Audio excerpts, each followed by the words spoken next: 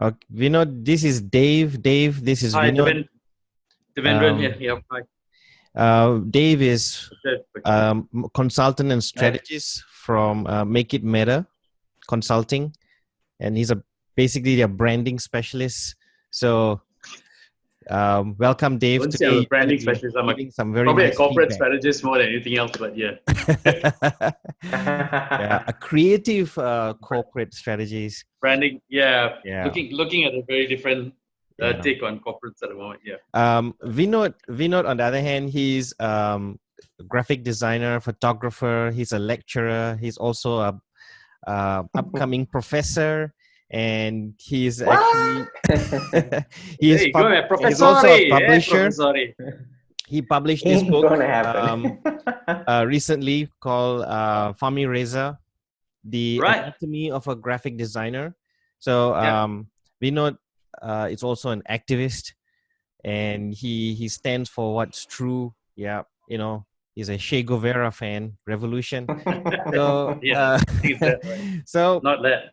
he also I'm part of the committee as well. He's co-chairing the committee to organize the very first design conference at Yes, yeah. You Venus mentioned it University. Yeah, the other day. yeah. In the last session, you mentioned it, and Yeah. today, guest of honor, we're going to talk about troublemakers. What does it mean, and what does a troublemaker assembly actually means?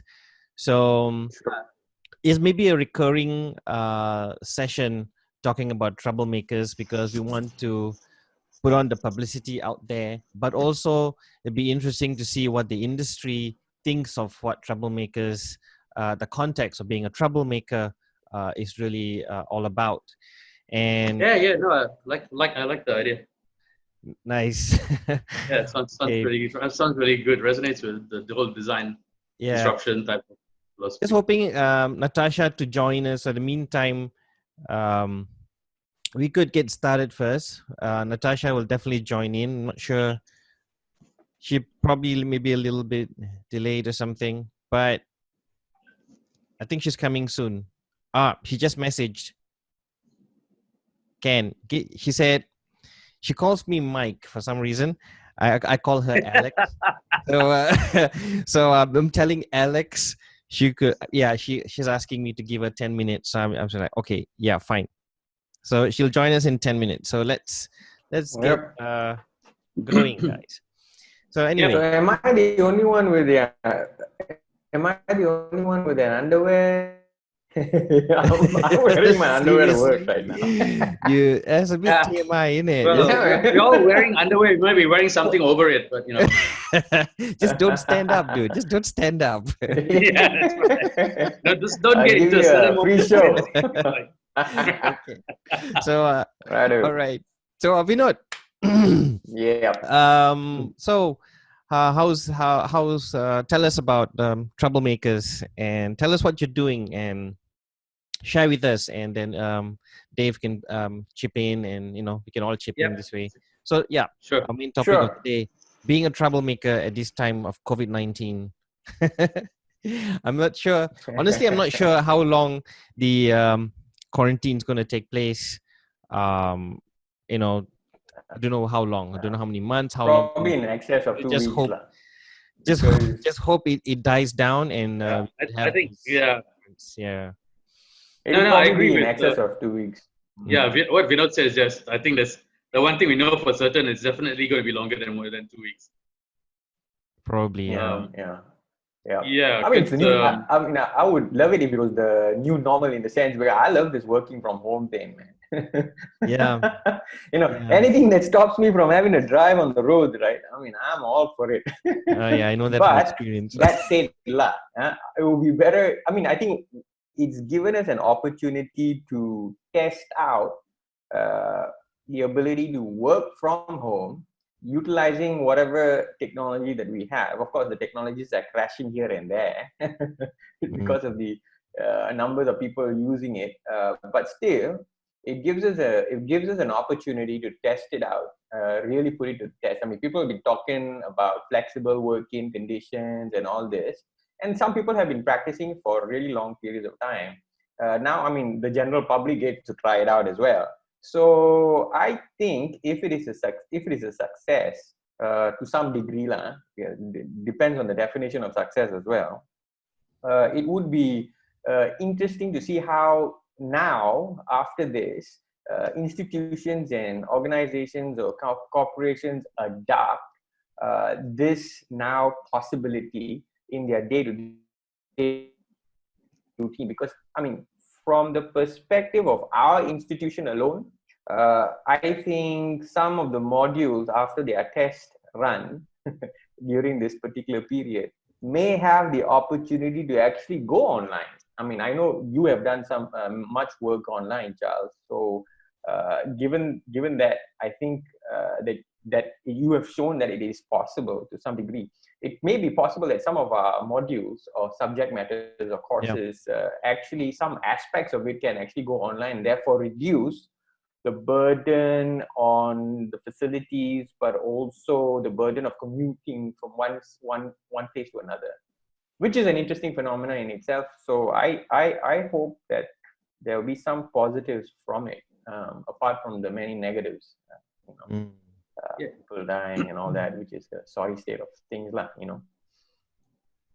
Yeah, no, I completely echo what you just said, because it's been the longest time. So as a having been working in large corporates for the longest time, and then also in the last sort of 2-3 years, I've spent some time looking at revisiting how people learn and how people develop in a very, so the two fundamental shifts I think were happening. One, the shift towards valuing human creativity, so valuing your full human potential rather than your resource application capability.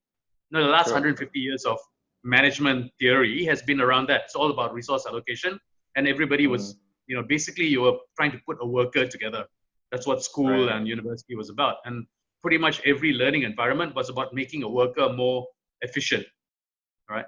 And but in this place, there's that whole sense of how do we really value human potential, which changes the mindset around learning and development. But also, I think now with this, that it's sort of juxtaposed with how technology can make that really happen in a virtualized context, not just one where we are simulating the virtual world, but trying to make it work in the real world. For the first time today, for example, Standard Chartered, or let's put it, large banks, right, have been resisting really making financial services available online, live chats, doing all those sort of things. But today, because they have to do it with their international clients, there are a few banks already that now finally have actually made that available, and they're actually operating on that basis because their clients are all over the world. There are people stuck in different locations and can't return physically to where they bank, right? And so they have to start thinking about their whole security environment, open up a lot of other things to allow people to connect, right? And I think I've got other friends as well who are now running work effectively virtually, and sort of now in saying that, one, they're doing much more and potentially also doing it more effectively. So it's quite interesting, I think, that whole space in terms of interesting times. As you said, we needed a test, and I guess we've got it now. Nice. So so Vinod, tell us about the now it's your turn to talk about troublemakers. And I think in the context of troublemakers, as what Dave said, now things are slowly changing, but we can talk about these changes as well. Eventually you can address it in terms of impact. So troublemakers is really about impact. So do tell us now. Your airtime now. Okay, well, so there are two things here. One is myself as a troublemaker. Okay. Two is the troublemakers event that we are trying to host in or rather we have host in our institution, which is Taylor's University and the Design School. And and and then the third one would be the book that I've written, which is about a troublemaker. And so Hey guys, hey, let's hi, give a pause. Natasha. Hey Alex, what's up? What's up? I'm doing good. How about you Nice. guys? Yeah, yeah, Hey, yeah, Your home, your home studio. They look so cool. yeah. Exactly. Yeah. oh, sorry, mate. It's so Oh, nice. Hi, Okay. Fashionably late. everybody. Yeah. Hey, hi, Fashionably Natu. late. So we got our Fashionably. guest of honor here. Vinod. Oh, He's actually yes. in the midst of explaining the troublemaker context. Okay, go on. Continue, Vinod. Yeah. Okay. So, like as I said, as I mentioned earlier, so the three things: one, myself as a troublemaker; two, the troublemakers event; and three is the actual book that I wrote about, which is about a troublemaker. And that book is well, I have it here right now with me. Sorry, I had to move the computer to get it. All right, here we go. And that's the book right there. Yeah. So it's about. So I'll just talk about myself first as a troublemaker. Now, ever since I grew into maturity, I mean that would be in Mumbai, because I was working there for I was working and studied there for about 10 years. I used to read about 5 different newspapers, and my political awakening, so to speak, happened during that particular period of time. And so I would read the different narratives from the newspapers, and I would also read Time magazine and watch BBC, and I'd listen to all these analyses. And at that point in time, we had the 1998 uprising, Reformasi uprising in Malaysia. So I was tuned into that, and I was trying to figure out what's happening, because I've been away for quite a long time. And so when I came back, I had strangely, I had more understanding about politics than most of the people my age at that point in time. And I found that really disturbing, because we had a general election that was coming, and there were people that were apathetic about voting, and people who were not really taking, their responsibilities as a citizen, seriously. And as such, that kind of disturbed me, and I was wondering, why am I like this and why are they like that? I mean, and I couldn't understand it. And lo and behold, what happened was I just happened to come across people who were a little angsty, and one of them happened to be Fahmi Reza. I didn't meet him, but I met his work. And it kind of gave voice to my feelings at that point in time. I didn't know it was his work. In fact, I saw several different types of works all across Bangsa. I used to stay in Bangsa then. And so the hangout place was near that McDonald's area. And if you walk along that area, you come up to the 7-Eleven, and after the 7-Eleven, there's an alley. And there used to be a stencil graffiti of Mahathir there. And if you go down that road, you'd find there's a bunch of pubs there, right? And so what had to happen was, so after, Okay, it's a bit of and sometimes they would end up relieving themselves on those walls, right? So along with the stencil graffiti, you had these pee stains there, I mean, so those are just some of the things that were prevailing at that point in time, and I think it just added to the angst and political awakening of a lot of people. And also there used to be this really good magazine, but it's now online. It used to be called Aliran, Aliran. I heard about it. I heard about it. Yeah. Yeah. It was a beautiful magazine. I mean, beautiful in the sense that the writing was incredibly enlightening. I mean, it kind of gave you a perspective of the left in this country, which was never given any due. And so it kind of explained the Malaysian phenomena in its historical context, but also its political context from people who have lived it.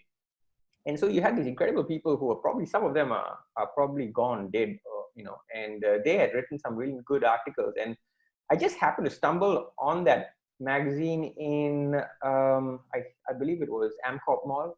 There was this vendor, strangely enough, who had this magazine and he was selling it, and he was the only one. Yeah, I could go to other places and not get this magazine, right? I mean, it won't be there, but this guy happens to sell it, and he became known to me. I mean, rather he knew my face later on because I was the, I think.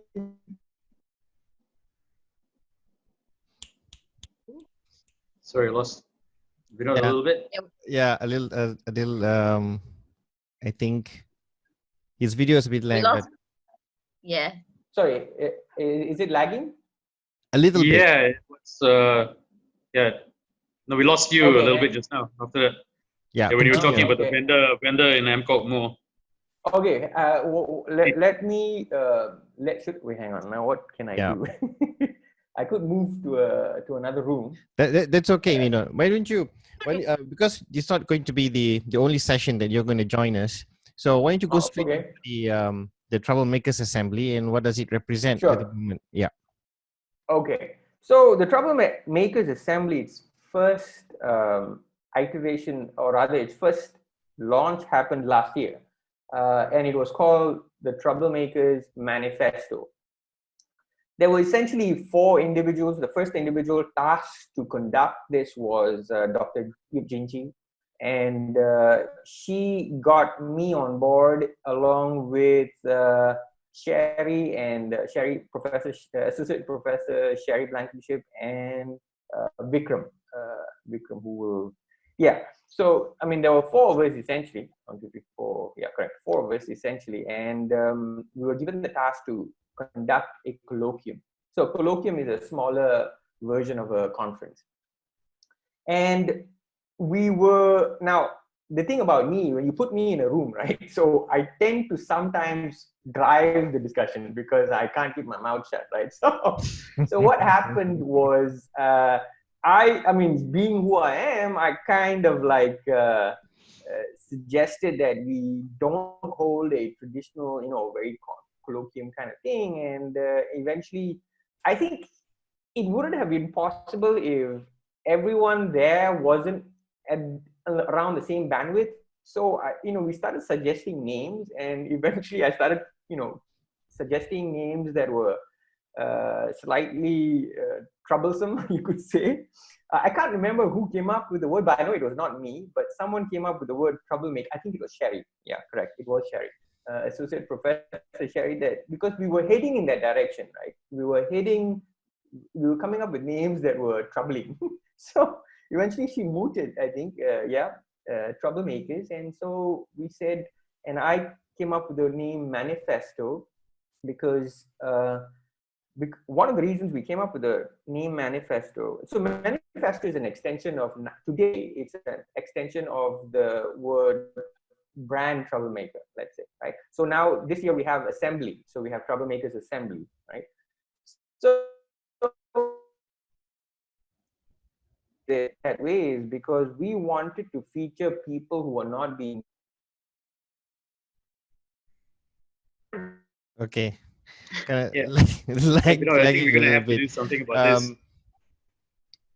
Probably going to interrupt him for a bit after this because we don't want the lag to grab too much of our airtime. Yeah, I don't know whether you want to ask. Would it make Yeah. sense for Vinod to try and see if we can find a different location, Yeah. or just message him?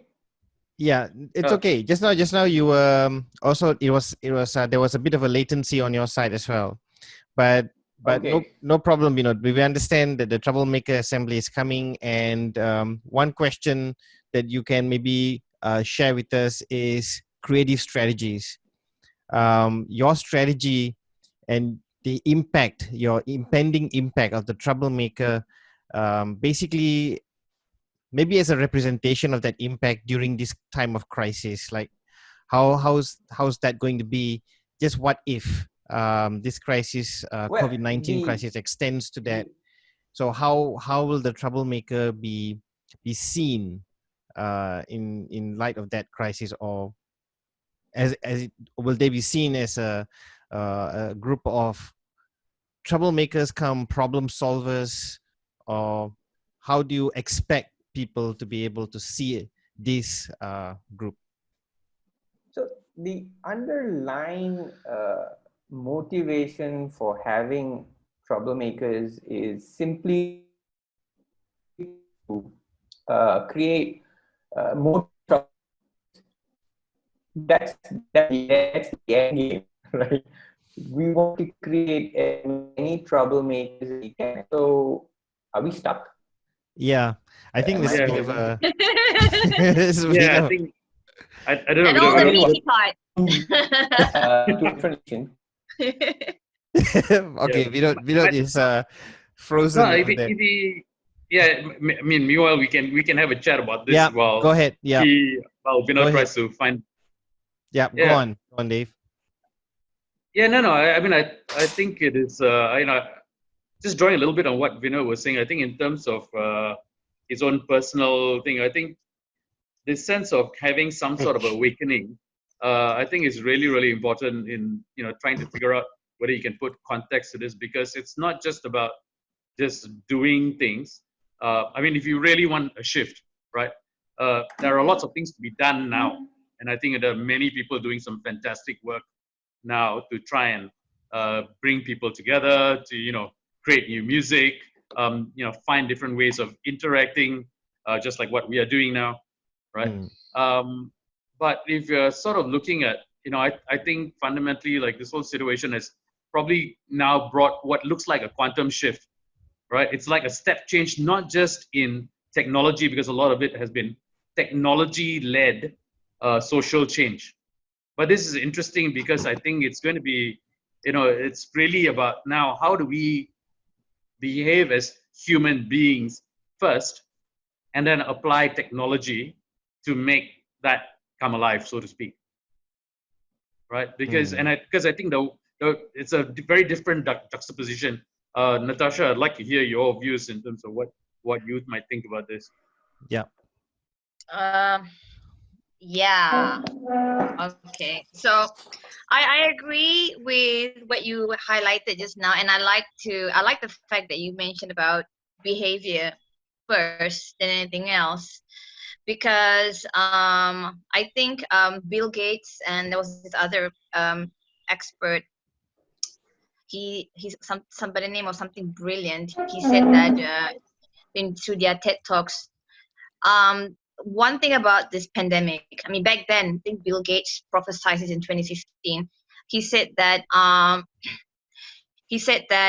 this pandemic will force us to reassess flawed systems, and we may not like the reality, seeing the impact. But what becomes an undeniable truth is that we may have overestimated certain aspects of technological advancement while neglecting the more basic and critical aspects of humanity, like affordable and reachable healthcare systems and whatnot. Like, for me specifically, I've been very fascinated observing human reaction rather than behavior. Human reaction in the event of COVID-19. People's understanding of simple instructions, for one. But also, I was reading up on optimism bias about why this is actually an issue. Why people, they just act defiantly towards simple instructions, knowing that they present a health risk to themselves and whatnot. So it's been interesting how everyone is a troublemaker, or has become a troublemaker, or have presented an element of troublemaking, through their reaction. And it's, to me, it's like looking into a microscope and seeing how organisms are just moving about on a petri dish, and it causes a chain reaction. So I think one of the things that I would like to look forward to for the Troublemakers Assembly this year, in the light of COVID, is that how we, rather than look at problem solving, I prefer the word change making, because problem making or problem solving kind of puts the parameter that it doesn't have to be a problem for us to solve, but rather than change, how everybody can contribute to a change, to whatever it is that COVID has presented to us. The other thing that I'm fascinated to explore more at the Troublemakers Assembly is perspective. That's been a key word for me, actually. Yeah. Yeah. I think Yeah, from- maybe Natasha, if you could just jump in before Vinod gets in.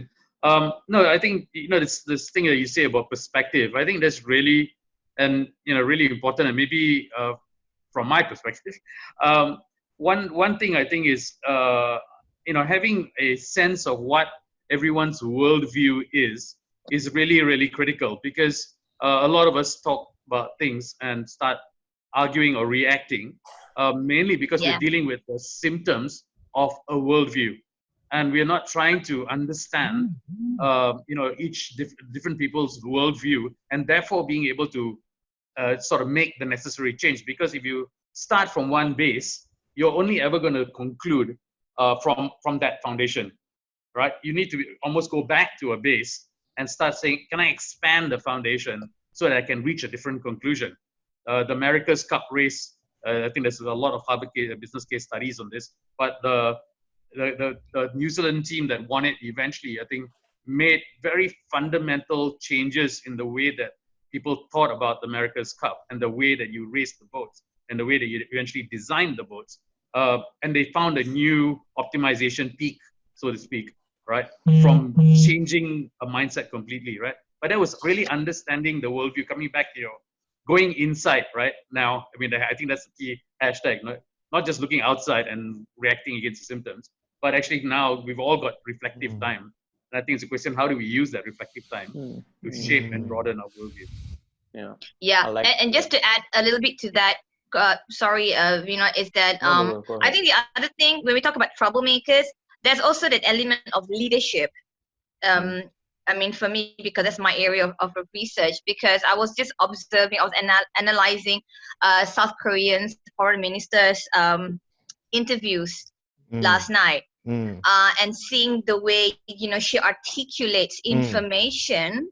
We are all sharing the same information. We're discussing the same virus, but it's fascinating to see how leaders from different countries are presenting or unrolling the information point by point, and how ministries are taking the same information and sort of like interpreting it in their own ways through the different ministries, and interacting or communicating with these people.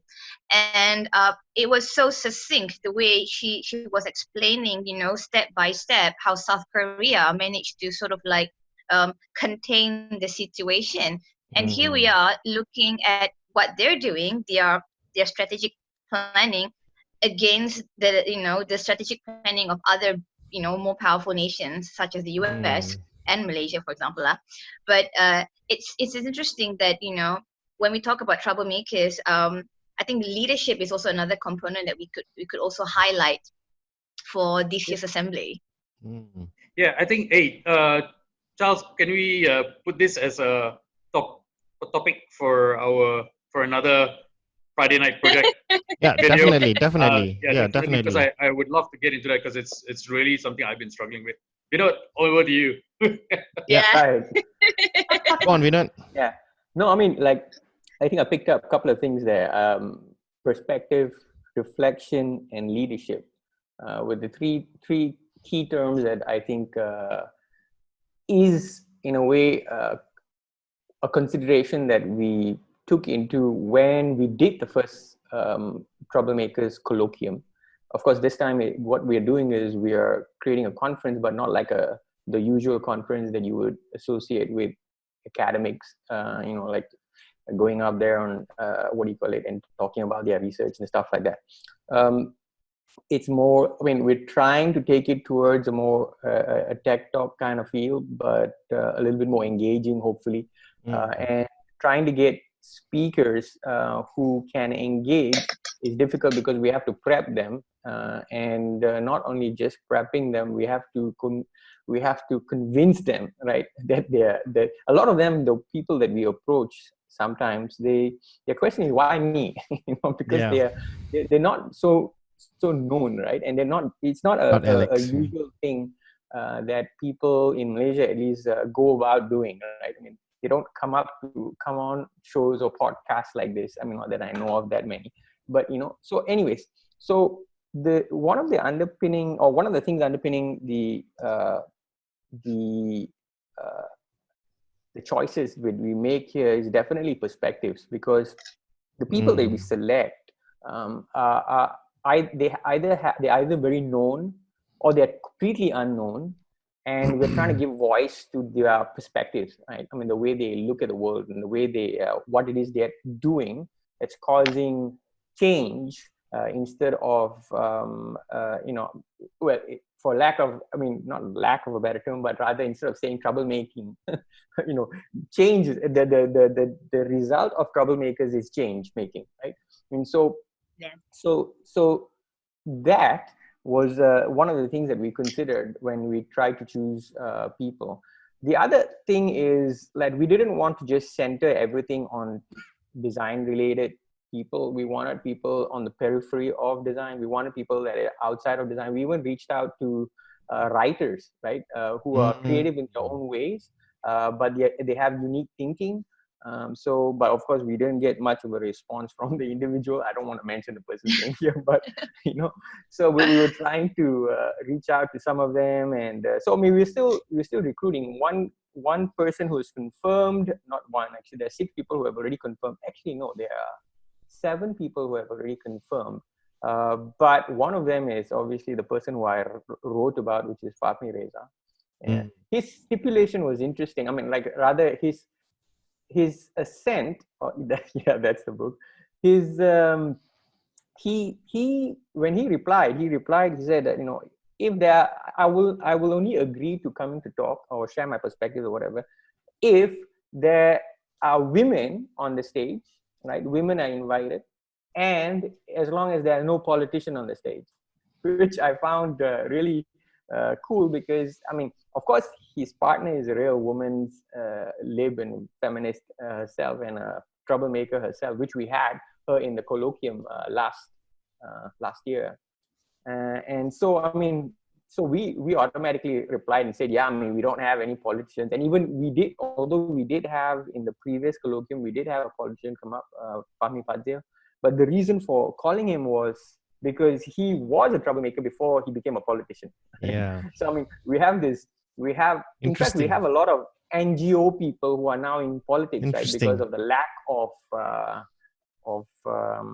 change makers or troublemakers in the political framework. But his viewpoint is rather interesting as to why he doesn't want to share the same stage as politicians, because I mean, I don't know whether, I mean, I never quizzed him on it, but I can guess, the moment he feels his view is rather strange, I feel.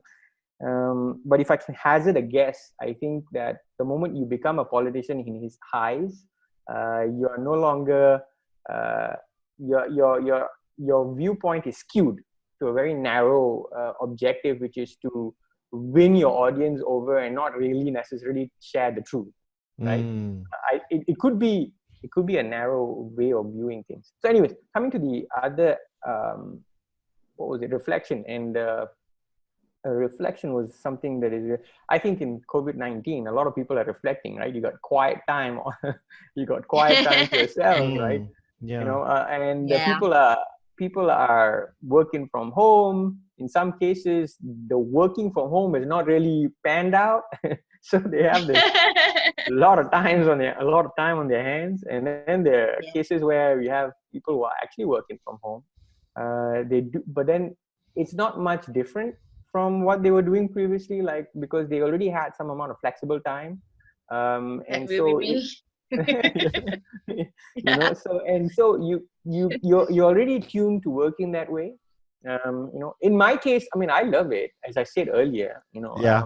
I Any have to chance you commute. get not to I drive. don't have, exactly. And I think it's going to be a really interesting time after this, once things sort of sort of go back to kind of normal. I don't know whether there will be a normal that how it was seen. But I'm reading for that. I want to see what really takes place after, right? I mean, once this thing subsides, whether people go back to doing what they were doing exactly, or obviously it's not going to be the case. It's going to be changes, right? There are going to be changes. People are going to adapt this new way of possibly working, and let's see how far that lasts. I mean, how long that lasts and how far it goes. That's going to be. I think it's another good topic to discuss, Charles.